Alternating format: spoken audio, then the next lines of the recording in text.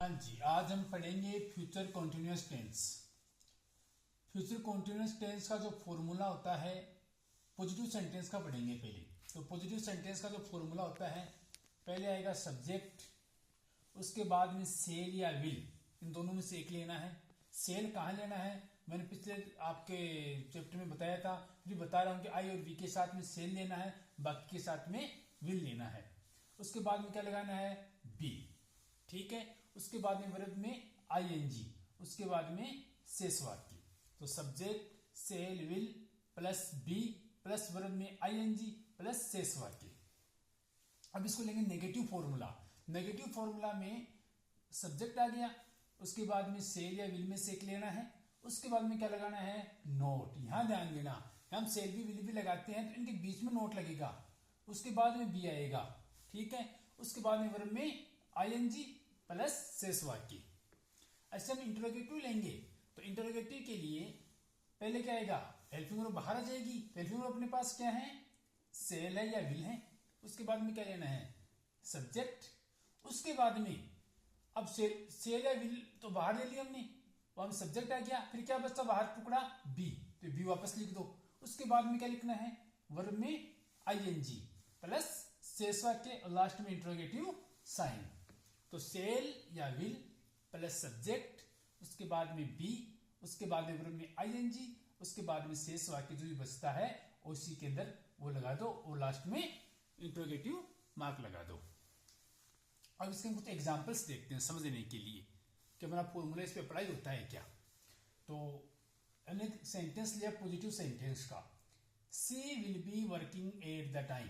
C will be working at the time. पहले उसका हिंदी देखो, हिंदी होता है वह इस समय कार्य कर रही होगी।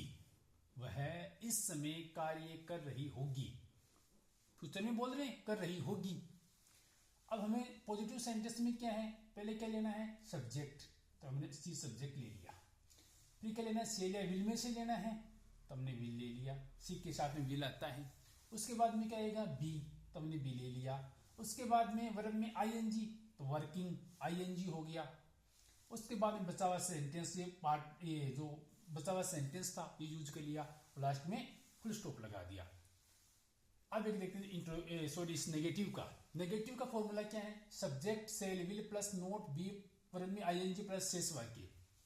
तो देखो दे क्या यहाँ पर, सब्जेक्ट, फिर क्या लेना है, सेल विल में से तो विल ले लिया। उसके बाद में क्या लेना है, नोट, नोट लगा लिया। उसके बाद में क्या लेना है, बी, फिर वर्ब में आईएनजी। उसके बाद में बचा हुआ पार्ट, जो भी सेंटेंस का बचा हुआ शेष वाक्य है उसको यूज कर लिया। लास्ट में क्या लगा दिया, full stop. They will not be sleeping at 10 PM। वो 10 PM पर नहीं सो रहे होंगे, वो 10 बजे तक नहीं सोए होंगे। ये हम अनुमान लगा रहे हैं, फ्यूचर में बोल रहे हैं। अब देखते हैं इंट्रोगेटिव सेंटेंस। तो इंट्रोगेटिव सेंटेंस का जो फॉर्मूला है वह सेल विल से स्टार्ट होता है। तो हमको सब्जेक्ट क्या है, यू, तो हमने क्या ले लिया, यहाँ पर विल ले लिया, तो ये एच बाहर आ गई, विल। उसके बाद हमने क्या ले लिया, ये सब्जेक्ट ले लिया। उसके बाद हमने क्या ले लिया, बी, ये बी आ गया यहाँ पर। ठीक है, उसके बाद में वर्ब में आईएनजी लेनी है, तो वर्ब में आईएनजी ले ली। फिर जो बचा हुआ भाग है वो लिख दिया और लास्ट में क्या लगा दिया, इंट्रोगेटिव मार्क लगा लिया। अब हम इसके आगे पढ़ते हैं कुछ फ्यूचर कंटिन्यूअस टेंस का प्रयोग कहाँ होता है। हमारा हेडिंग है यहाँ फ्यूचर कंटिन्यूअस टेंस का प्रयोग कहाँ कहाँ होता है। तो इसका प्रयोग देखते हैं, एक नंबर पे देखो, action in the progress eight A future time. वह कार्य जो फ्यूचर टाइम में होगा, कार्य घटित होगा। जैसे एग्जाम्पल, दिस टाइम टुमारो, कल इस समय, कल इस समय I shall be flying to New York, मैं न्यूयॉर्क के लिए फ्लाई कर जाऊंगा। मतलब फ्लाई का यहां मीनिंग नहीं वो मैं कोई उड़ जाऊंगा, मैं उड़ जाऊंगा मतलब फ्लाइट से उड़ जाऊंगा, फ्लाइट से मैं न्यूयॉर्क चला जाऊंगा।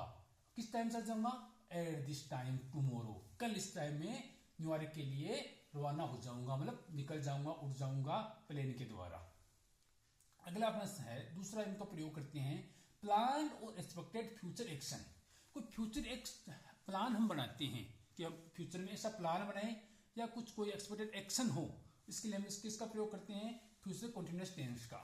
जैसे for example she will be meeting at her boss 3 PM।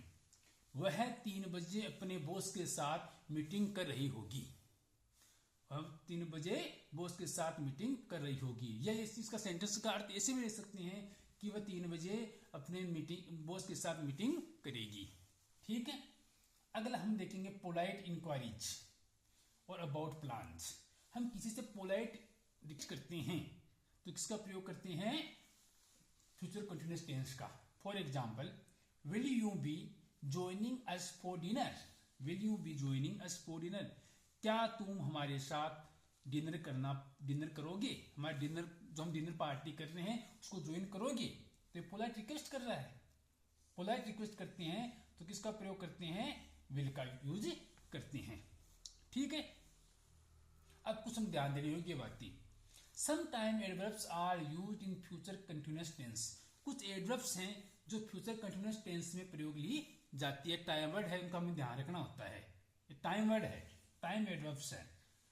ये आते ही समझ आना कि फ्यूचर कंटिन्यूअस टेंस हो सकता है। इसमें tomorrow, later, in the future, soon, when, by this time, etcetera. ठीक है, ओके।